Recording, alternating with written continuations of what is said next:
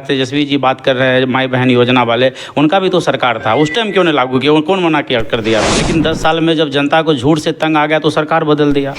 अब तो वही बात कर लिए जो केजरीवाल साहब कर रहे थे। जब भी चुनाव के टाइम आता है तो बड़े नेता हमारे बीच जाते हैं, क्या करेगा। अब वोट देकर उसने जो गलती लगी है तो सुधारना तो उन्हीं को पड़ेगा। दिन प्रतिदिन हमारे क्षेत्र में कत्ल हो रही है और उसके ऊपर आज तक हमारे विधायक जी का कोई शब्द नहीं आया है। जो भाई सुप्रीमो लालू प्रसाद यादव जी के पुत्र हैं, हमारे क्षेत्र का बहुत बड़ा विकास होगा।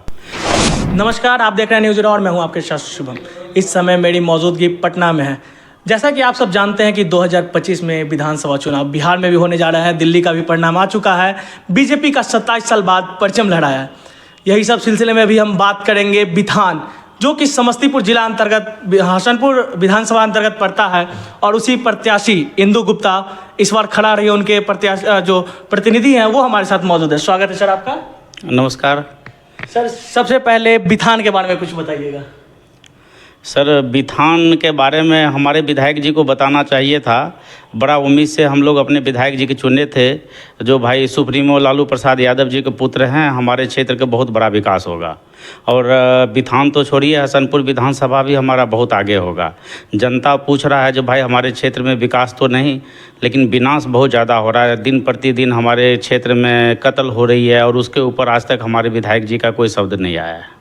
अच्छा, क्या आपके विधायक जी यानी कि लालू प्रसाद यादव के सुपुत्र, बड़े सुपुत्र कभी नज़र आते हैं अपने क्षेत्र में या फिर नहीं? नहीं सर, मेरे हिसाब से तो मुझे नहीं दिखते हैं, और ये बात आप जनता से भी आपको पूछना चाहिए, जो उनका भी राय मेरे हिसाब से यही होगा। अच्छा, इस बार सर कुछ दिन पहले जब हम लोग हसनपुर विधानसभा अंतर्गत भ्रमण कर रहे थे तो सबसे बड़ी परेशानी वहाँ की नली गली सड़क आती है। क्या अगर इंदु गुप्ता जी जाती हैं तो उन सब पे ध्यान दिया जाएगा या फिर नहीं?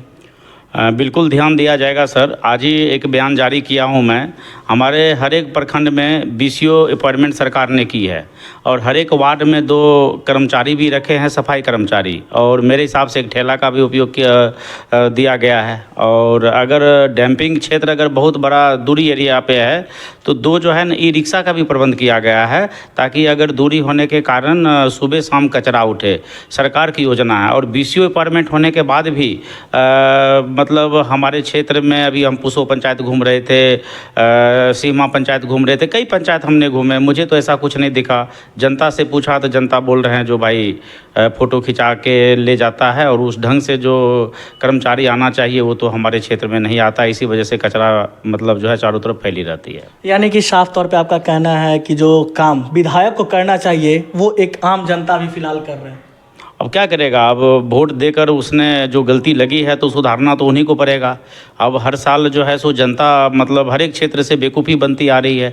जब भी चुनाव के टाइम आता है तो बड़े नेता हमारे बीच जाते हैं और अपनी जातिवाद, अपनी जाति के बारे में, अपनी पार्टी के बारे में, अपने बारे में विशेषता दे के हम लोग को समझा बुझा कर वोट ले लेते हैं। जब हमारी बारी आती है तो दिखते नहीं है। जनता सारी कह रही है, हम नहीं कह रहे हैं। ये बात आप जनता से भी पूछना चाहिए आपको। सर, 2020 में हुआ था, 2025 आ गया, यानी कि 5 साल के अंतराल में अभी तक खास करके हसनपुर के बारे में बहुत कम से कम लोग जानते थे। लेकिन क्या ऐसा आपने क्या कुछ कर दिया कि इधर कुछ महीनों के अंदर हसनपुर एक हाई लेवल में चला गया? जैसे कि अगर हम बात करें तो आपने कुश्ती का भी प्लान किया था और भी सारे कार्यक्रम किए थे, क्या कुछ है?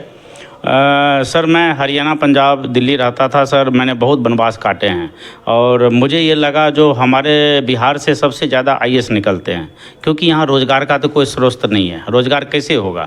जब तक व्यवसाय करने वाले व्यक्ति सेफ नहीं होंगे तब तक रोज़गार नहीं फैलेगा। ये सब भी जानते हैं। हरियाणा, पंजाब में बहुत बढ़िया रोज़गार था, लेकिन एमपी गवर्नमेंट में उतना काम धंधा नहीं था। उन्होंने सब्सिडी और लोगों को इतना सुविधा दिया। जहाँ हरियाणा, पंजाब के लोग प्लान कर रहे हैं एमपी के अंदर में, आप हरियाणा, पंजाब में जाके पता करिए।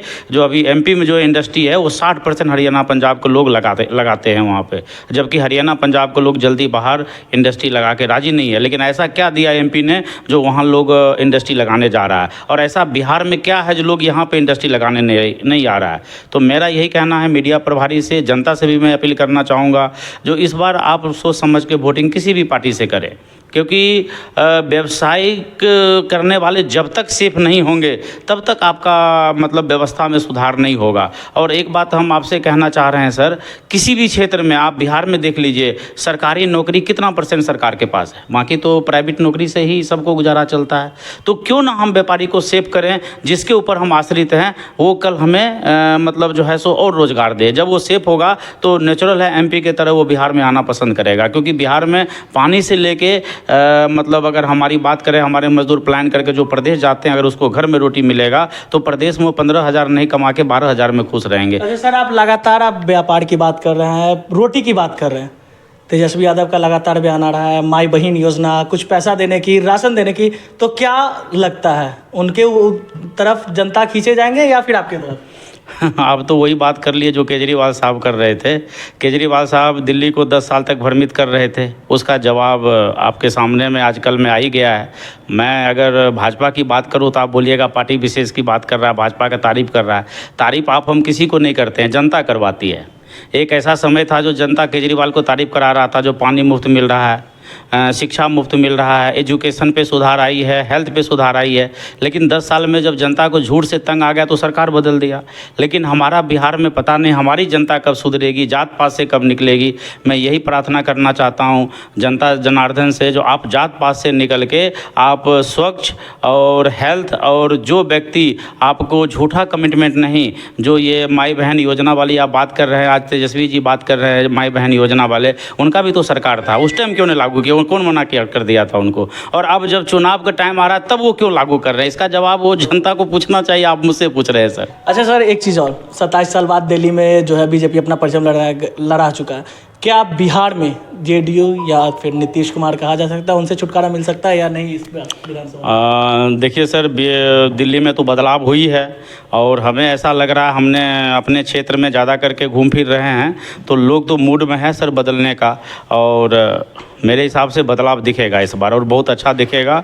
और इस बार जनता मेरे हिसाब से साइलेंट मोड में बदलाव करना चाह रही है। बिल्कुल करेगी इस बार, ऐसा उम्मीद हम लोग को लग रहा है, क्योंकि वो इस बार मेरे को नहीं लगता है पार्टी विशेष बल्कि व्यक्ति विशेष पे ध्यान देगी। चलिए, बहुत बहुत धन्यवाद सर, थैंक यू।